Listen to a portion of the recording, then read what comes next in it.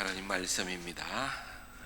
구약성경 창세기 2장 15절에서 17절까지의 말씀입니다. 여호와 하나님이 그 사람을 이끌어 에덴 동산에 두어 그것을 경작하며 지키게 하시고, 여호와 하나님이 그 사람에게 명하여 이르시되, 동산 각종 나무의 열매는 내가 임의로 먹되 선악을 알게 하는 나무의 열매는 먹지 말라. 내가 먹는 날에는 반드시 죽으리라 하시니라. 아멘. 감사합니다. 명절들 잘 보내고 오셨습니까? 좀 맛있는 거 먹고 하느라고 살도 좀 찌우고 그랬습니까? 반갑습니다. 잘 복귀하고, 아직 못 오시는 분들도 계시겠지만은 그래도 올 주일날 예배 같이 드릴 수 있어서 참 좋습니다. 우리가 가지고 있는 이 성경은 신구약 66권, 66권. 그래서 이 성경은 비블리오라는 그런 이름을 갖고 있는데, 비블리오라는 말은 여러 책들이라 그 말이 여러 책들, 66권이기 때문에 성경이 한 권이기는 하지만 주제를 봐서는 한 권이지고 또 원저자를 봐서는 하나라고 볼 수가 있지만 66권으로 되어 있다는 겁니다. 그래서 구약과 신약으로 구분을 하고, 또 구약의 앞부분을 우리와 또 약간은 분류법이 다릅니다만은 이제 우리도 그런 용어를 사용은 하지요. 창세기에서부터 신명기까지를 뭐라고 부릅니까? 모세오경이다. 모세오경. 모세오경이라는 말은 무슨 말입니까? 모세가 기록을 했는 5권의 책이다, 그 말입니다. 그래서 인출해서 이제 모세오경이다. 영어로는 펜타튜크라는 말을 쓰는데, 펜타라는 말은 5라는 숫자입니다. 5라는 숫자를 펜타라 합니다. 미국의 워싱턴 DC에 가면은 미국 국방부를 펜타콘이라 그래요. 펜타콘은 아마 오각으로 되어진 건물이기 때문에 펜타라는 단어를 사용을 할 겁니다. 모세오경이라는 오경, 그런 5 그런 어떤 책이다. 그래서 이 모세오경을 유대인들은 특별히 강조를 하고 제일 중요하게 생각을 합니다. 그런데 이제 이것이 모세가 적었기 때문에 모세오경이다 할 때에 우리가 한번 또 생각해 볼 것은, 모세의 죽음 이후의 내용들도 신명기서 하반부에 나오잖아요. 이런 여러 가지 내용들이 나오고, 또 하는 것을 볼 때에 이것은 그럼 모세가 어떻게 적었을까? 죽음 이후의 그 기록은 그나마 후계자들이 여호수아이든 누군가가 좀 서서 붙였을 것이다, 뭐 그렇게 이해를 하면 되겠지만은, 이제 앞부분이 문제입니다. 앞부분, 창세기 앞부분에 사실은 모세가 태어나기보다 월등히 전에 사건 사실들을 기록을 하고 있는데, 그러면은 모세가 어떻게 그것을 기록할 수가 있었을까 하는 부분입니다. 그래서 일단 우리가 답을 찾기로는 그것은 이제 구전되어져 나왔다. 구전이라는 것은 이 족보로 이렇게 연결이 되어지는 가족 족보로 또는 영웅사적 족보로 들려짐으로 이렇게 전달되는 것이 구전이에요. 근데 이제 기록되기 전에 구전이라는 것은 우리가 생각하는 것 이상으로 아주 명료합니다. 굉장히 섬세합니다. 지금도 아마 문자가 없는 그런 곳에서 이렇게 구전으로만 전해오는 그런 역사를 가지고 있는 종족들이 있습니다. 그런 종족들은 생각보다 구전이 굉장히 구체적이고 체계적입니다. 그런 의미에서 모세가 그 당시까지 아주 체계적인 구전을 가지고 있었고 또 그것을 들음으로 인해서 이렇게 모세오경을 집필하게 되어졌을 것이다. 그렇게 보는 거지요. 그럼에도 불구하고 또 어려움은 초반부에 있습니다. 창세기라고 할 때에 창세기 옛날에 성경책은 뭐 우리처럼 이렇게 책으로 된 건 아니고 다 두루마리였지 않습니까? 두루마리인데 두루마리로 둘둘 말아놨으니까 이게 뭔가, 이게 창세기인가, 이게 뭐 출애굽기인가 민수기인가, 이걸 펼쳐보지 않는 한 잘 알 수가 없기 때문에 이제 펼칠 때에 첫 번째 나오는 단어를 그 책의 이름으로 정했습니다. 그래서 이 창세기를 우리가 1장 1절에 태초에 하나님이 천지를 창조하시니라 라고 하는 이 1절이 히브리 말로는 태초에, 거기 제일 먼저 나오는 단어입니다. 베레시트라는 단어를 썼는데, 베레시트, 태초에 바라, 창조하시니라, 엘로힘, 하나님이 그 하늘과 그리고 그 땅을, 이렇게 이제 순서가 나옵니다. 그래서 이 창세기를 유대인들은 처음에 부를 때 그냥 베레시트라고 했어요. 태초에, in the beginning이라는 말이지요. 태초에라고 하는 말로 그렇게.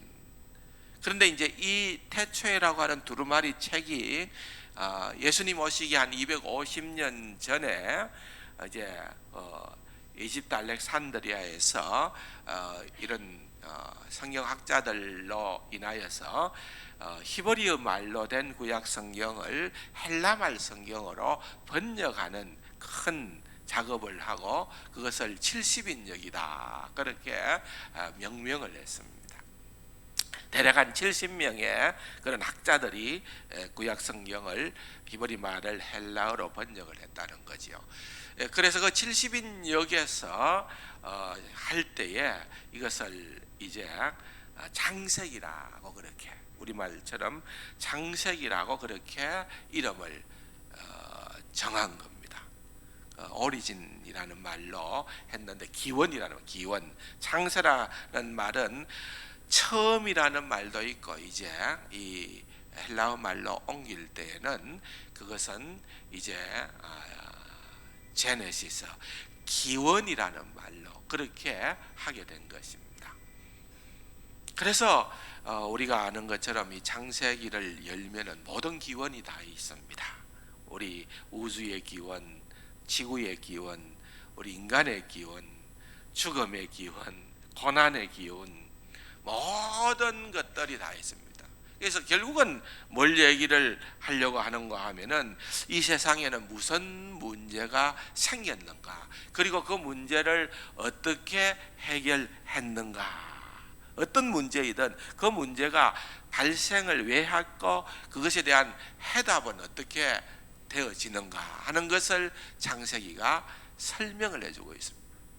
그러다 보니까 어떤 의미에서는 이 창세기가 굉장히 중요한 책이에요. 만약에 창세기를 우리가 무시하거나 건너뛰고 출애굽기로 넘어가면은 출애굽한 이스라엘 백성 유대인의 그 역사 가운데에서 우리는 뭐 그렇게 우리와 공통점을 발견하기가 어렵습니다. 그 먼 그들의 역사의 이야기로만 들려지게 될 겁니다. 그런데 이제 창세기가 있기 때문에 이것이 이제 구속사적으로 이해가 되고 해석이 되어지고 성경 전체가 바로 하나님의 구원의 역사를 다루고 있는 그러한 책이라는 것을 깨달아 알게 되어진다는 것입니다. 그래서 오늘 우리가 읽어본 이 본문의 말씀도 같은 맥락에서 볼 때에 이제 하나님께서 모든 것을 다 창조하시고 지으시고, 우리가 흔히들 착각을 하는 것은 창세기의 주제는 이 창조물, 피조물, 인간이고 모든 이 창조되어진 것들로 비롯되는 것처럼 오해를 하는데, 창세기의 가장 큰 주제는 창조주 하나님입니다. 창조주 하나님입니다. 창세기 1장을 열면은 하나님이라는 그 이름이 35번이나 나와요. 이게 무슨 말인가 하면은 하나님은 이런 분이시다. 근데 놀라운 것은 창세기 1장만 쭉 읽어보아도 그 창세기 1장에 나타나는 하나님은 이런 하나님, 참 창조를 하시고 기뻐하신 하나님, 또 많은 그런 어떤 하나님의 성품들을 우리 인간에 빗대어서 설명을 하고 있습니다. 그러니까 똑같은 그런 성품이 있다는 거죠. 그건 다른 말로 하면은 하나님이 우리를 닮은 것이 아니라 우리를 하나님의 형상대로 지어 놓았기 때문에 하나님의 그 성품은 우리가 우리의 성품 가운데에서도 찾을 수가 있고 이해할 수가 있다는 겁니다. 서양에 떨어지는 아름다운 그 노을을 보면서 감탄하는 개는 없습니다. 그렇잖아요. 석양이 그렇게 아름다워도 그걸 보면서 다른 피조물들은 감탄을 못합니다. 누가 감탄해요? 오직 사람만이 그것을 감탄을 하고 사진 찍고 그림도 그리고 할 수 있는, 그것은 바로 우리가 하나님의 형상대로 지음을 받은 자들이기 때문에 그러하다는 것입니다. 창세기의 이 내용은 그냥 하나의 어떤 상상력으로 빚어낸 그런 신화, 설화, 서사시 이게 아니라는 겁니다. 모든 것이 다 하나님의 작품이요, 하나님께서 행하신 일들, 또한 하나님이 창조해 놓은 그러한 하나님의 백성들에 관한 구수상적인 이야기들입니다.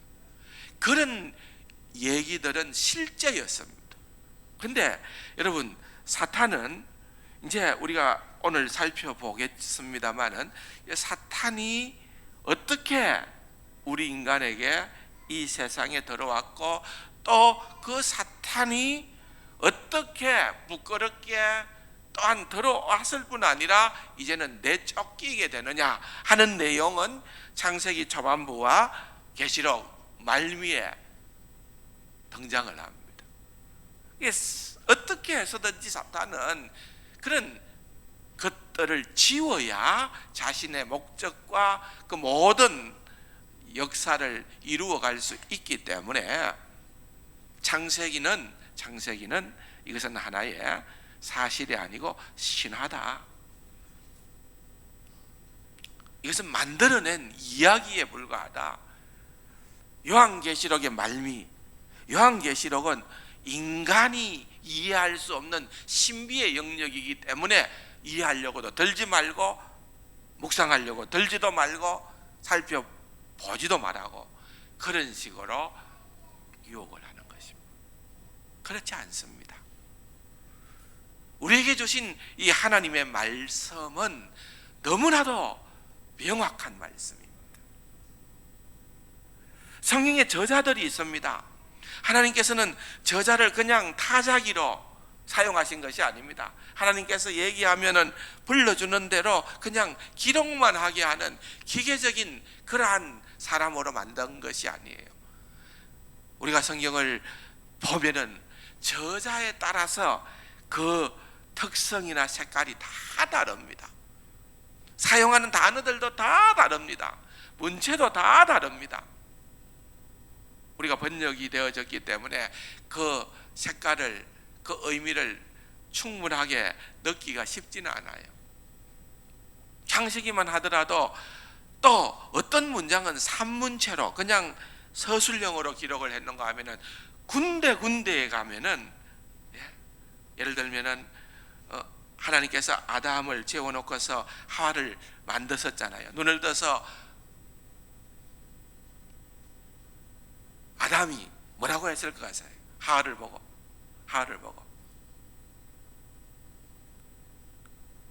와우,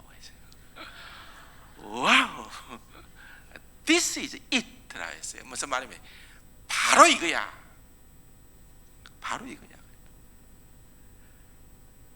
그런 것은 산문이 아니에요. 산문. 그런 것은 시적으로 기록을 해야 되는 거예요. 그래서 실제적으로 시적으로 기록이 되어 있어요. 히브리 말로는 시적으로 기록이 되어져 있는 것을 우리가 그걸 충분하게 구별하여 산문과 시를 그렇게 특성을 살리지를 못하는, 시라고 하는 것은 여백이 있습니다. 뭔가 우리로 하여금 상상하게끔 하고 생각하게끔 하는 그런 부분들이 있는 것입니다. 이처럼 다양합니다. 그럼에도 불구하고 여러분, 창세기 1장 1절에서 2장 3절, 사실은 이제 장절은 그 뒤에 나왔잖아요. 원래 장절은 우리를 위해서 편의로 만든 건데, 그러다 보니까 조금 부분적으로는 장절이 조금 잘못 매겨진 것들도 생겨나게 된 거지요. 근데 사실은 1장이 2장 3절까지로 끝나면 더 좋아요. 그런데 이제 그렇게 만들어 놓았으니까 그렇게 구분하는 거죠. 이것은 대부분의 학자들이 얘기하는 것은, 이것은 구전으로 모세가 기록을 한 것이 아니고, 이것은 하나님께서 누군가가 모세에게 말한 것이 아니라, 이 앞부분의 이 내용들은 하나님께서 모세에게 직접 말씀하신 것이다. 직접 말씀하신 것이다. 그렇게 주장을 하고 대부분이 거기에 동의를 하는 것입니다. 결국은 어떻게 알 수가 있느냐? 우리가 믿음으로 알 수가 있는 거예요. 여러분, 과학이라는 것도 결국은 믿음이 없이는 출발할 수가 없습니다. 어떤 가설을 증명하기 위해서는 그 가설이 진리라는 것을 믿음으로 전제하고 그것을 계속해서 임상 실험을 통하여서 그와 같은 것을 확인하고 정의를 내리는 것입니다. 여러분, 그렇기 때문에 우리가 믿음으로 한 걸음을 내딛는 것은 굉장히 과학적인 태도입니다. 그것이 주먹구구적인 태도가 아니라 과학적인 태도예요. 그래서 우리가 믿음으로 창세기를 붙들어야 됩니다. 믿음으로 창세기를 시작해야 됩니다. 그래서 창세기가 성경책의 첫 시작 부분이기는 하지만은 성경 전체의 가장 중요한 책 중에 하나이기도 합니다. 다른 모든 책에 창세기가 다 소개되고 있습니다. 구약만 그렇습니까? 신약도 다 소개합니다. 신약 성경을 기록한 모든 저자들도 창세기의 내용을 다 다루고 있습니다. 예수님도 물론이거니와. 우리가 로마서를 가지고 복음 중에 복음이라고 하고 십자가의 위대한 교리를 나누었습니다만은 한 사람의 불순종으로 말미암아 우리에게 죽음과 심판이 들어왔고, 한 사람의 순종으로 말미암아 우리가 영생을 얻게 되어졌다는 이 복음의 핵심적인 진리도 결국은 출발점은 창세기입니다. 창세기가 없다 하면은 우리는 그 진리를 알지를 못하는 것입니다. 아담이 범죄하고 넘어지게 된 그것을 보면서 우리는 또 예수 그리스도의 역사를 생각하게 되는 것입니다. 그러므로 여러분, 우선 말씀을 드리는 것은, 이건 서두입니다만은 우선 여러분들이 꼭 기억해야 되는 것은, 특별히 창세기를 대하는 태도가 여러분들에게 좀 이성을 넘나드는, 잘 이해하기가 쉽지 않은 그러한 부분이 있다 하더라도, 그렇기 때문에 이것은 신화적이다, 이야기다, 그렇게 여러분들이 믿음을 한 걸음 발을 빼는 것이 아니라 창세기에서부터 여러분들이 믿음의 한 보를 한 보씩 내딛어야 성경 전체가 열리게 되는 겁니다. 그래서 굉장히 중요한 책입니다. 창세기가 너무 중요한 책입니다. 다른 어느 세상의 책절에서도 발견할 수 없는, 비교할 수 없는 그러한 놀라운 진리를 그 속에 담고 있다는 것을 먼저 말씀을 드리는 것입니다. 자, 보겠습니다. 그리고 오늘 우리가 이제 2장의 말씀을 읽었습니다. 오늘 주제는 듣는 것과 순종하는 것이라고 그랬습니다.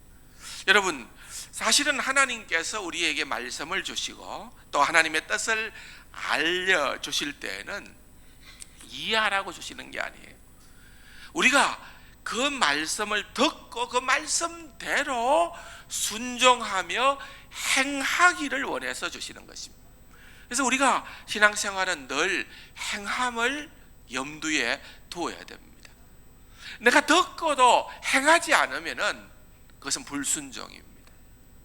그것은 하나님의 뜻을 거역하는 그러한 자리에 이르게 되어진다는 것입니다. 따라서 이 불순종함으로 말미암아 우리가 겪는 고통과 역경과 말할 수 없는 그런 상처들이 생겨나게 되어졌다는 것입니다.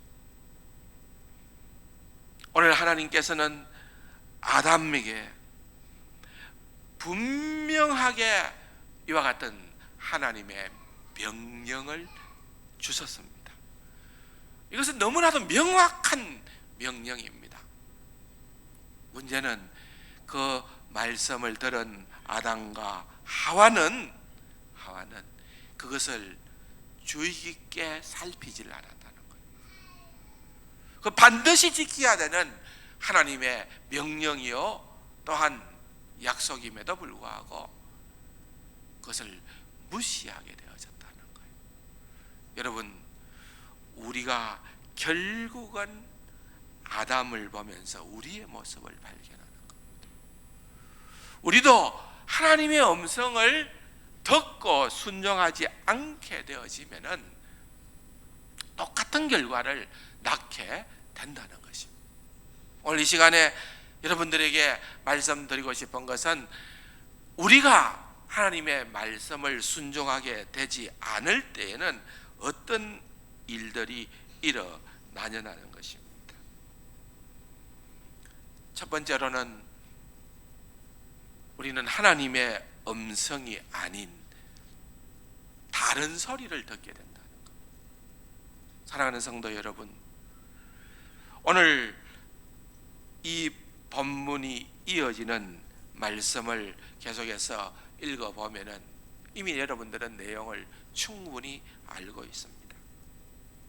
그들이 하나님의 음성을 제대로 듣고 준행하고 순종하지 못하게 되어지니까 다른 음성을 듣게 되는 거예요. 누구의 음성을 들었어요?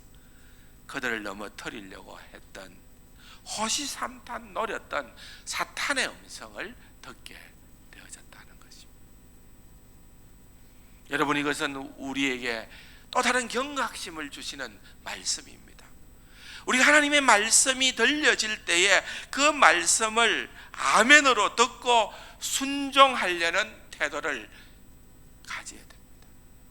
그렇지 않으면은 여러분 그 자리에 다른 소리가 대치된다는 것입니다. 하나님 말씀이 그렇습니까? 예, 잘 알겠습니다. 하지만 그러나 여러분 그렇게 토를 달기 시작할 때에 여러분 이미 우리의 심령 속에 다른 소리가 들어오고 있다는 것을 깨달아야 된다는 것입니다. 두 번째로는 우리가 쉽게 속아 넘어간다는 것입니다. 3장으로서 보면은 1절에서부터 4절 이제 드디어 사탄과의 대화가 나옵니다. 한번 같이 읽어볼까요? 그런데 뱀은 여호와 하나님이 지으신 들짐승 중에 가장 강교하니라. 뱀이 여자에게 물어 이르되 하나님이 참으로 너희에게 동산 모든 나무의 열매를 먹지 말라 하시더냐. 여자가 뱀에게 말하되 동산 나무의 열매를 우리가 먹을 수 있으나 동산 중앙에 있는 나무의 열매는 하나님의 말씀에 너희는 먹지도 말고 만지지도 말라 너희가 죽을까 하노라 하셨느니라. 뱀이 여자에게 이르되 너희가 결코 죽지 아니하리라. 다른 음성을 들으니까요 혼돈이 생깁니다. 여러분, 하나님께서 아담과 하와에게 막 수십 가지 수백 가지 그런 어떤 뭐라 그럴까요? 이렇게 금지사항 하지 말라는 걸 만들어 놓고 매일 반복시키고 그렇게 해라 했으면은 또 이해할 수 있습니다. 근데 하나님께서 하신 것은 뭐였습니까? 딱 하나였습니다. 딱 하나. 하나님께서 에덴 동산을 창조하셔서요, 아마 천국의 모형이겠지요. 천국을 내려놓은 거겠지요. 가장 좋은 환경, 너무너무 완벽한 환경으로 만들어 놓고 아담과 하와를 지나게끔 했을 겁니다. 자, 그러면 아담과 하와는 하나님과의 관계만 잘하여서 지내기만 하면은 천국을 누리고 즐거워할 수 있는 그러한 삶을 살 수밖에 없는 존재들이었습니다. 그런데 하나님께서 한 가지 명령을 주셨죠. 선악을 알게 하는 나무의 열매는 먹지 말아라. 이것을 먹는 날에는 반드시 죽게 될 게다. 이건요, 불명확한 거 아닙니다. 오늘 하와가 얘기하는 것처럼 죽을까 하노라 그렇게 주님께서 말씀하신 것이 아니라 반드시 죽는다고 해요. 반드시 죽는다. 딱 하나예요. 딱 하나. 선악을 아는 나무의 열매를 먹지 말아라. 우리가 그렇게 그 나무가 중앙에 있는데 그게 어떤 나무인지는 우리는 모르죠. 근데 여기 안다라는 히브리어 단어는 야다라는 말인데, 이 야다라는 단어는 경험적으로 안다는 말입니다. 하나님께서 원하시는 것은 너희가 옳고 그름을 경험적으로 너희 스스로 알려고 하지 말아라, 이 말입니다. 너희들이 경험적으로 옳고 그름을 알고 너희 자신을 주관하게 되어지면은 너희들은 죄를 짓게 되어져 있다는 거예요. 그럼 몰라도 좋다는 거예요. 그 모르는 게 너희에게 약이다. 모르면 된다. 그걸 모르면은 어떤 사람이냐? 순진한 사람이, 순진한 사람. 하나님께서 너희들은 순진하게, 그걸 모른다는 말은 하나님께서 정하신다는 거예요. 옳고 그름의 기준은 내가 정한다. 내가. 너희들은 무엇이 옳고 그런 거를 너희들이 경험적으로 알려고 하지 말고 나를 바라보고 나를 신뢰하고 내만 바라봐라는 거예요. 그러면은 하나님께서 인도해 주신다는 거예요. 여러분, 이게 처음 피조물된 아담과 하와의 하나님과의 관계입니다. 관계. 이게 창조주와 피조물의 관계라니까요. 우리가 주인이 아니라 내가 스스로 모든 것을 다 책임지거나 주권을 행사할 수 있는 자들이 아니라니까요. 그래서 사도 바울이 너희들은 악한 일에는 어린아이가 되라는 말이 의미가 있는 말이에요. 여러분, 우리가 우리 스스로 옳고 그름을 분별할 수 있는 그러한 능력이 없다는 거예요. 그 기준은 하나님께 두라는 거예요. 가좀 보세요. 내내 떨드는 누설을 보십시오. 이쪽에서는 여기가 옳다, 이쪽에서는 여기가 옳다. 끝없는 평행선을 갖고 갑니다. 그러다가 이제 나중에 어떻게 결론이 날는지는 모르겠어요. 사람들은요, 끝까지 자기 주장을 내려놓지를 않습니다. 내가 생각할 때는 내가 더 옳다는 거예요. 내가 더 의롭다는 거예요. 내가 더 착하다는 거예요. 왜? 내보다 더 나쁜 놈들이 있으니까. 내보다 더 해먹은 사람들이 있으니까. 그 사람보다 나는 괜찮다. 그리고 큰 일을 행함에 있어서 그런 거는 사소한 거다. 그게 그렇게 중요한 게 아니다. 여러분, 우리가 어떤 가치 체계를 가지느냐에 따라 가지고 사람들은 달라질 수가 있어요. 무슨 말입니까? 제가 이야기하고자 하는 것은 누가 옳고 그르다는 말이 아니라 우리 인간이 옳고 그름의 기준을 세울 수가 없다는 거예요.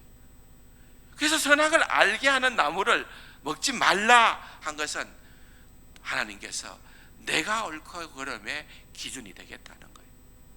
나를 바라보고 신앙생활을 하라는 거예요. 사탄은 계속 이걸 어떻게 해서든 무너뜨려야 되거든요.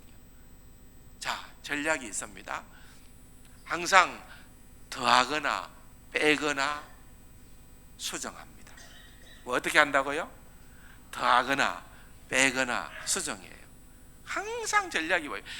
2장 말씀과 3장 말씀을 비교해 보면은 그게 드러나지요.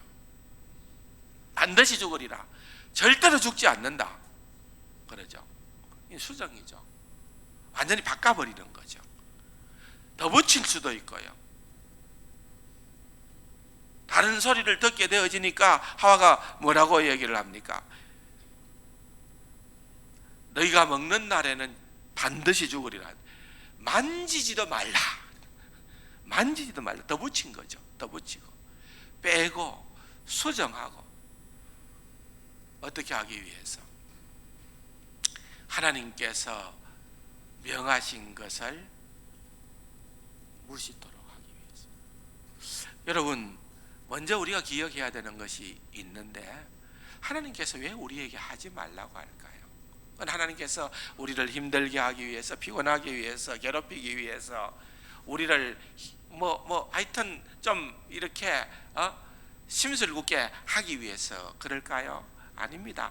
하나님께서 하지 말라고 하는 것은 우리를 누구보다도 사랑하시고 누구보다도 관심을 갖고 있는 하나님의 형상대로 만든 피조물인 우리에게 하나님께서 특별한 사랑으로 보호하신다는 사인입니다.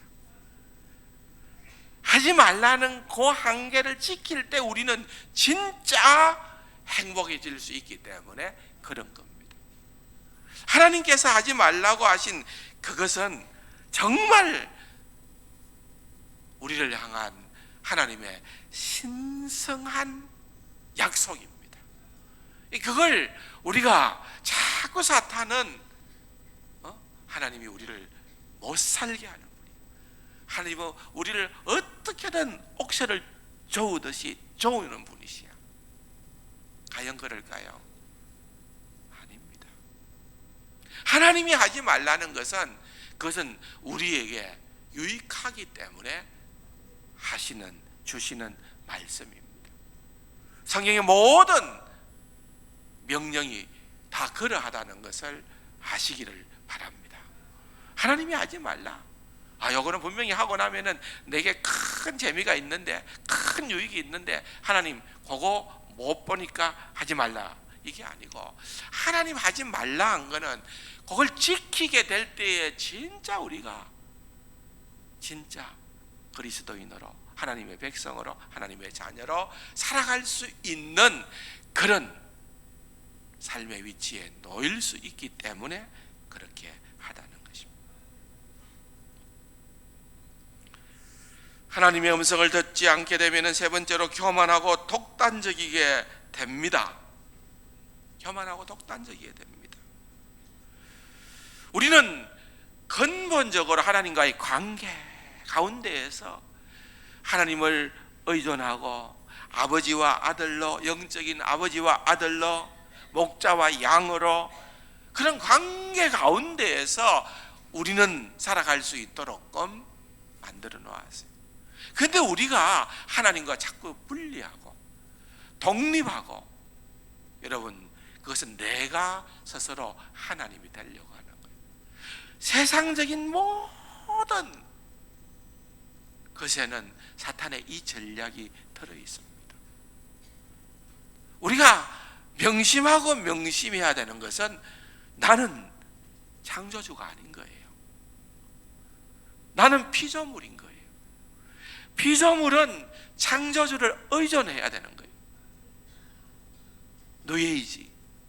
내가 하나님이 노력하면 하나님이 될 수 있다는 거예요. 절대로 그럴 수 없습니다.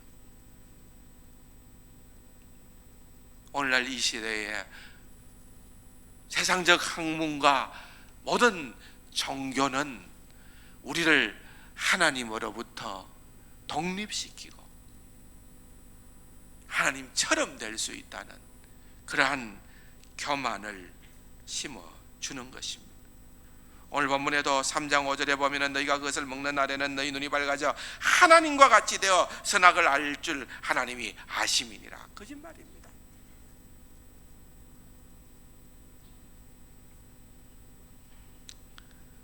내가 내 삶의 주인이 되어서는요 결코 답이 없다는 것입니다.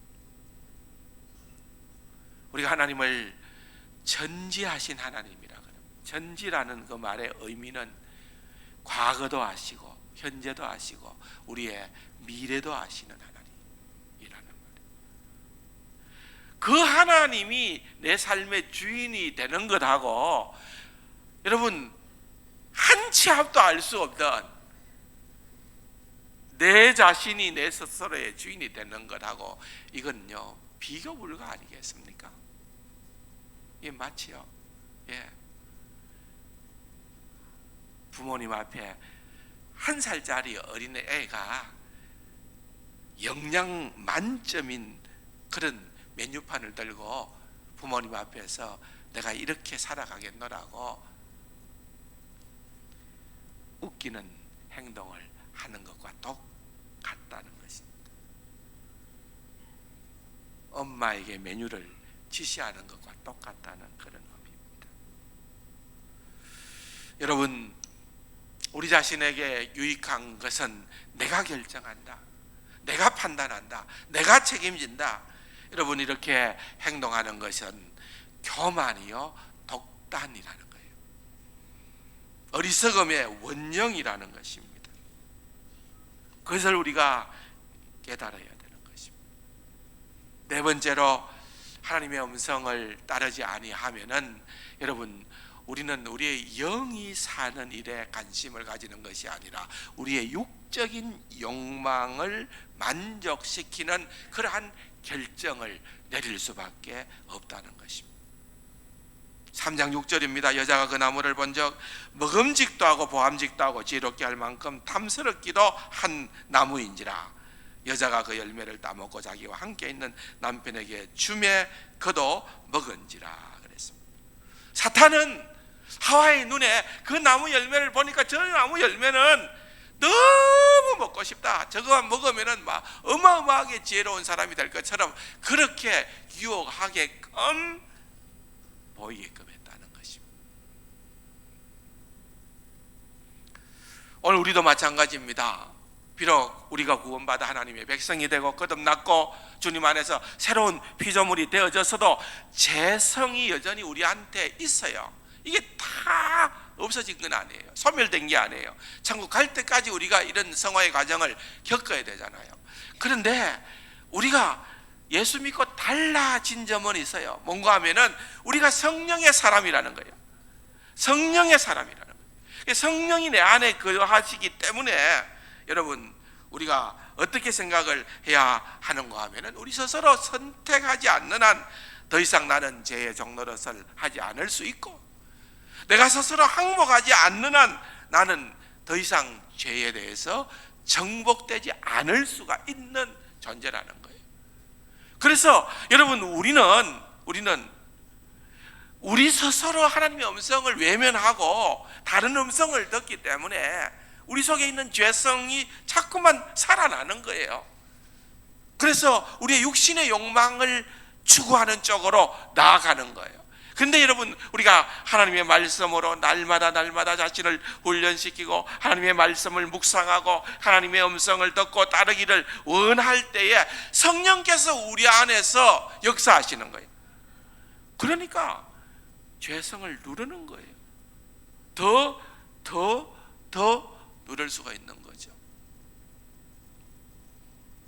믿음으로 승리할 수가 있는 하나님의 백성이 될 수 있다는 겁니다.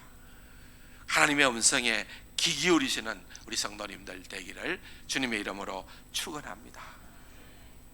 하나님의 음성을 듣지 않으면 다섯 번째로 변명을 하기 시작합니다. 변명. 그렇죠? 누구 탓이다, 환경 탓이다, 뭐 탓이다. 아담에게 내가 어디 있느냐, 왜 그것을 먹었느냐, 주님께서 말씀하실 때에 아이고 하나님 진짜 잘못했습니다. 막 그냥 납작 엎드리고 두 손 두 발 다 들면은 하나님께서 어떻게 했었을 것 같습니까? 그래 니 맞지? 니 죄인 맞지? 박살내 볼게. 하나님 그런 하나님이 있었을까요? 진짜 우리가 성경의 예를 보면은 우리 죄를 자복하면 주님께서는 미쁘시기 때문에 우리 죄를 다 맡으시고 용서하시고 우리에게 새로운 삶의 기회들을 주시는 분이 주님이세요. 그런데 아담은 누구 탓했습니까? 내 탓이요 해야 되는데 누구 탓합니까? 네 탓이요 했습니다. 아내 탓했습니다.